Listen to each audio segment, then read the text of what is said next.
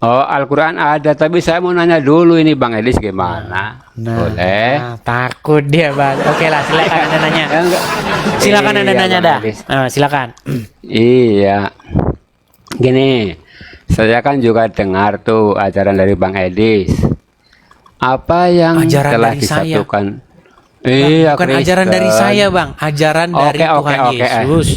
Oke. Apa yang telah disatukan oleh Tuhan tidak bisa dipisahkan oleh manusia. Seperti itu ya Pak Medis. Tidak boleh diceraikan oleh manusia, betul. Iya. Artinya di situ kalau kecuali dengan maut kemungkinan ya Bang Edis ya. Iya. Oke. Berarti kalau dipisahkan secara bercerai selama karena masih hidup kan tidak boleh. Seperti itu. Iya, tidak boleh. Ya. Bagaimana jika itu terjadi tanpa keduanya? Nah, mereka berpisah karena keadaan yang memaksa mereka harus berpisah. Misalnya kayak Misalkan seseorang tinggal di Indonesia, sang suami harus merantau pindah ke luar negeri dalam kurun waktu yang tak terbatas tanpa bisa mengajak keluarga, anak dan istri. Nah, selama bertahun-tahun tanpa batas waktu tentukan tidak ada kabar dan bagaimana sebagainya. Sementara anak itu yang di rumah itu membutuhkan nafkah untuk menghidupi anak istri anak-anaknya. bisa ditransfer. Gimana kan bisa ditransfer? Bukan.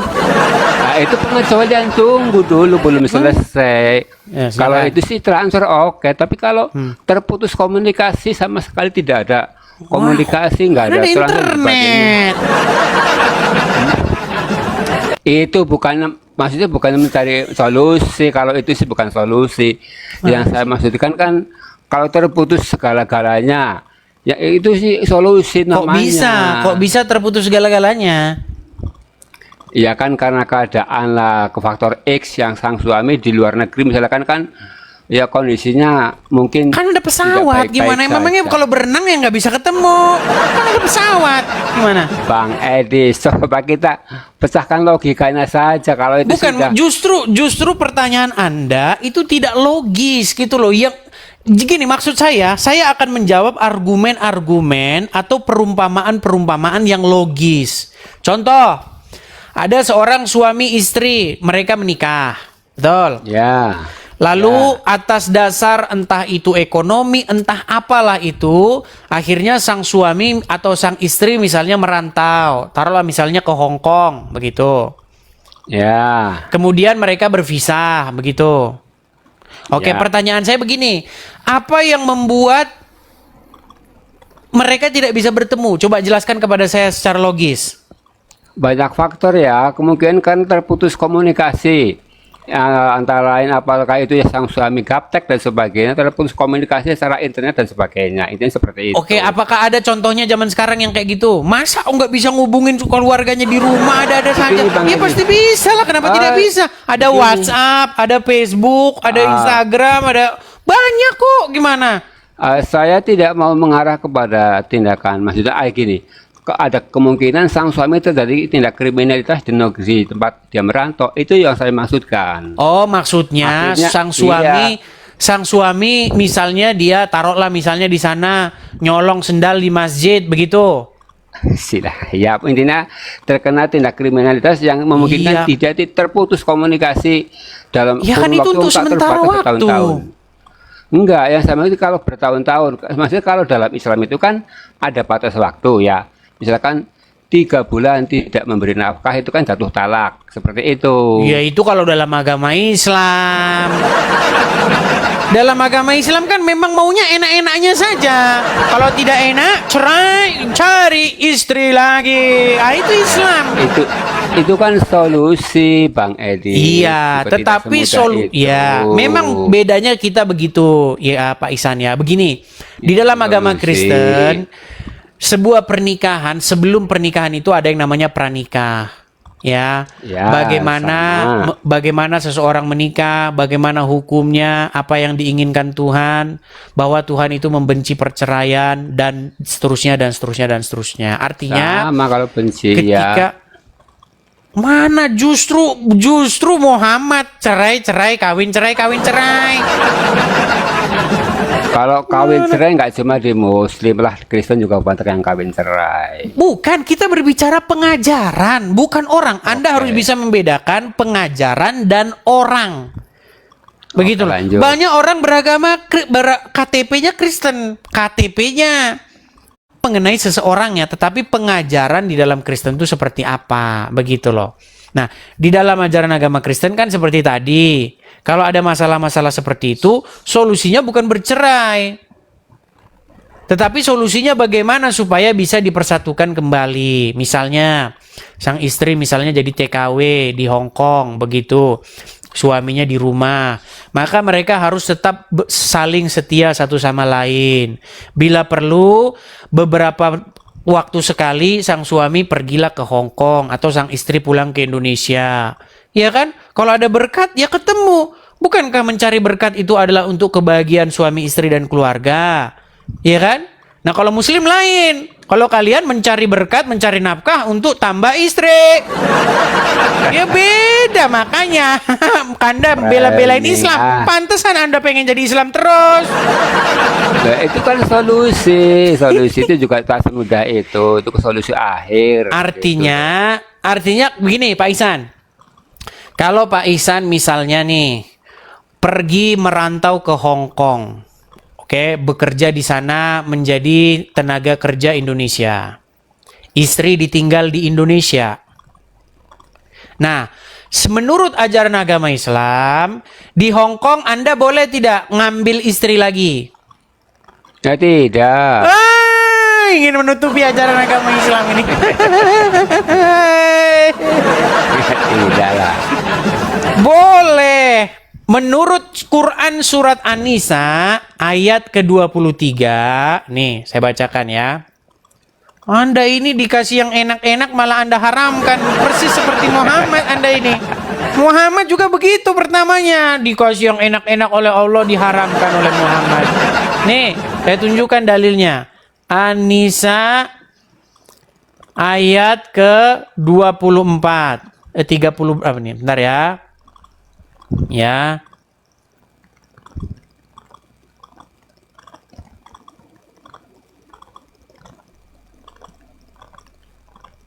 Nih. Quran surat An-Nisa ayat yang ke-25. Sebentar ya.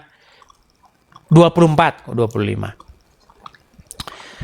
Kita tunjukkan dalilnya, saya balikkan di kamera saya.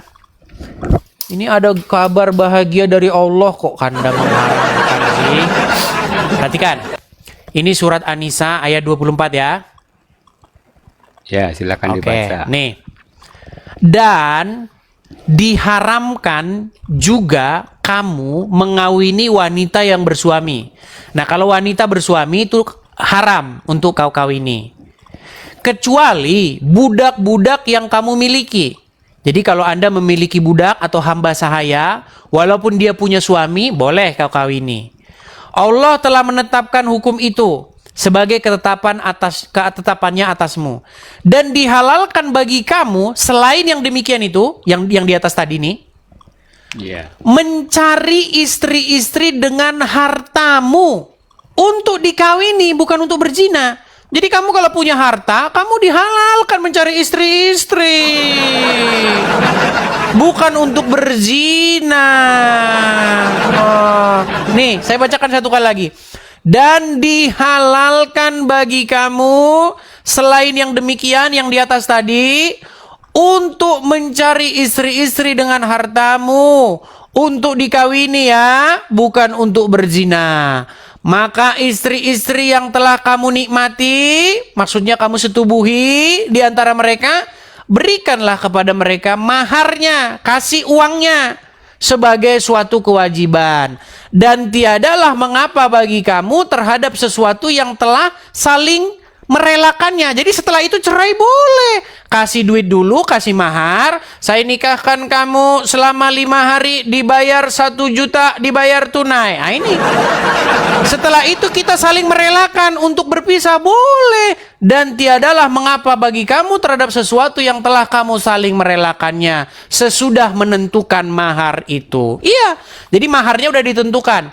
"Hai Siti, saya sedang mencari istri. Saya punya duit 500.000. Boleh tidak kamu saya nikahi 1 malam saja? Setelah itu kita saling merelakannya." Oh, boleh. Nah, ini ajaran agama Islam. Itu ada filmnya, namanya Kawin Kontrak, Kawin Bermasa. Ada, itu dalilnya ada, dan Muhammad mengizinkan itu, namanya kawin mut'ah, nikah mut'ah namanya.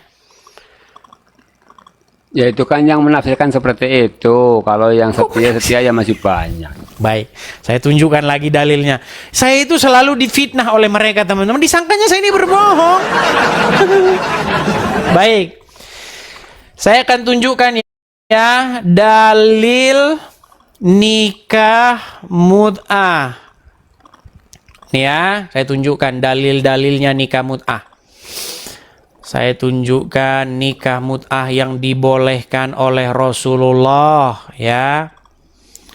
Sungguh luar biasa mereka ini ya, membantah firman Tuhannya sendiri. Kemudian memang ya, akhirnya dilarang oleh Muhammad karena tahu Muhammad bahwa itu dosa. Tapi Allah lupa untuk melarangnya. Makanya dalam Al-Quran tidak pernah ada larangannya. Nih, baik. Kajian nikah mut'ah ya, kawin kontrak di zaman Rasulullah. Nih, perhatikan. Isu mengenai fenomena nikah kontrak kembali mencuat ke permukaan dan disoroti beragam media. Kawin kontrak sendiri adalah pernikahan dengan jangka waktu tertentu, seperti sebulan, setahun, sehari, 2 jam, boleh. Ya. Sesuai kesepakatan. Biasanya praktik nikah seperti ini merujuk kepada istilah nikah mut'ah dalam hukum Islam. Nah ya, nih ada sumber-sumbernya. Nah, secara normatif, para ulama Sunni secara resmi menetapkan nikah mut'ah sudah dihapus. Nah, kalau sudah dihapus berarti memang dulu pernah ada. Nah, kebolehannya hingga hari kiamat. Artinya, praktik kawin kontrak haram dilakukan. Mengutip Hasisyah, Inatun Talabin dan seterusnya nih. Dia berkata begini nih. Ketahuilah bahwa nikah mut'ah pada awalnya dibolehkan. Kemudian dihapus pada perang Khaibar. Lalu dibolehkan kembali. Suka-suka Muhammad nih. Boleh. Cabut. Boleh. Cabut. Berlakukan. Cabut. Ini. Nah, pada perang Khaibar lalu dibolehkan kembali pada hari Fath, penaklukan kota Mekah. Kemudian dihapus lagi, dibolehin lagi, hapus lagi. Suka-suka Muhammad memang. Nah ini. Nah, hingga tetap diharamkan hingga hari kiamat. Pada awalnya terjadi perbedaan pendapat di kalangan para sahabat. Kemudian setelah itu disepakati bahwa praktik nikah mut'ah diharamkan. Sahabat sendiri berbeda pendapat. Ya kan? Ada yang setuju, ada yang tidak setuju. Nah, lantas bagaimana mulanya kawin kontrak ini muncul? Dalam sumber-sumber ortodoks Islam yaitu hadis. Nih, bermula nikah mut'ah pernah dilegalkan yaitu tatkala kaum muslimin laki-laki pergi berperang tanpa membawa istri mereka. Layaknya manusia biasa, para sahabat yang notabene sebagai orang dewasa memiliki kebutuhan biologis.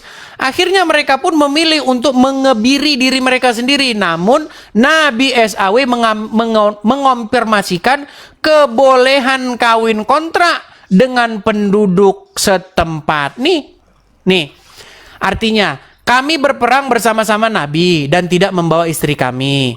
Karena itu kami bertanya, apakah tidak lebih baik kami mengebiri diri kami? Rasulullah melarangnya. Kemudian Rasulullah membolehkan kami menikahi perempuan dengan sekerat kain untuk batas tertentu. Sesudah itu beliau membaca, Ya ayyuhallazina amanu, wahai orang-orang yang beriman, janganlah kamu mengharamkan apa yang baik-baik yang Allah halalkan. Jadi Pak Ihsan, kalau Anda merantau ke Hong Kong, Anda lihat di sana wanita cantik, boleh Anda nikahi 1 hari saja. Pantesan Anda tidak mau meninggalkan agama Islam. Berat Pak Ihsan. Ya, itulah Berat. solusi ya. Silakan. Ya, itulah solusi. Ya, solusi daripada berzina mungkin seperti itu. Tetapi Itu yang sama pada dengan intinya kan- berzina, apa bedanya? Mohon maaf nih, mohon maaf. Apa bedanya dengan melacur? Loh, kan Apa bedanya dengan melacur? secara hukum sudah disahkan. Iya, berarti Ada Allah ada mendukung pernikahan. pelacuran. Enggak seperti itu. Lo berarti Allah melegalkan pelacuran kalau begitu. Dilihat perempuan seperti cantik, itulah. saya nikahkan kamu dengan mahar sebesar sekian apa mata uang anu Jepang apa dolar Jepang apa dolar Hong Kong. Ya kan? Saya nikahkan kamu dengan mahar sekian ribu dolar Hong Kong selama 3 hari sah. Gimana sih Pak Ihsan ini? Oke lah, ya udah gitu. Itu kan solusi ya. Oke, berarti kan saya memfitnah nggak Pak Ihsan? nanti saya kaji lagi. Itu kan Nah, itu lebih pengecualian. Jangan bilang saya ya. memfitnah. Saya kaji lagi. Saya nggak bilang, tapi saya belum menerima sepenuhnya gitu. Pada intinya kan yang tadi kan saya nggak ada solusi tuh yang saya sampaikan Bang Edis, ya kan? Oke, di dalam ajaran Kristen begini. Ya. Lebih baik bersama dengan istri ketimbang berpisah, tetapi lebih banyak apa? Maslahat apa? Kalau agama Islam tuh lebih banyak mudorotnya, maslahatnya apa? Maslahat itu kan keuntungan, Ya, kalau betul. kebaikan. Iya, Kebaikan. Kalau kan mudarat, keburukan. mudarat keburukan. Nah, saya harus menggunakan bahasa-bahasa yang Islam karena saya lagi ngomong sama orang Islam nih. Saya harus menggunakan istilah-istilah yang ya mereka familiar gitu. Jadi, jikalau ada karena motif ekonomi, lalu suami dan istri berpisah seperti itu. Kalau lebih banyak mudorotnya, ya bersama saja dengan makan nasi sepiring berdua itu lebih bahagia. Ya, itu Bukankah bukan walaupun keadaan. gini, walaupun jauh-jauh merantau ke Hong Kong, tetap saja yang dimakan juga sepiring. Walaupun merantau ke Hong Kong nggak langsung dimakan 10 piring kan? Tetap sepiring juga sama saja. Tetapi kalau misalnya nanti ada rezeki, entah suami yang datang atau istri yang datang kan bisa. Bukan hanya seperti itu, banyak pelaut-pelaut, ya kan? Suaminya melaut. Yang penting apa? Yang penting kalau yang menjadi kepala dalam rumah tangga itu Tuhan Yesus, maka istri tidak akan lari ke kiri, suami tidak akan lari ke kanan. Kalau yang menjadi kepala di dalam rumah tangga itu adalah Tuhan Yesus. Tapi kalau yang menjadi kepala di rumah tangga adalah Muhammad, nah suami nikah lagi. Makanya saya bilang jangan jadikan Muhammad sebagai pemimpin di dalam hidupmu. Ya, Mana? itu kan narasi Bang Edis. Kenyataannya kan narasi belum tentu saya? seperti itu. Memang Kenyataan susah hidupnya ini kan teman-teman. belum Aduh seperti itu. berat ya ini. Oke, begini untuk penutup Bang Edis ya. Silakan. Ya, gantian sama yang lain.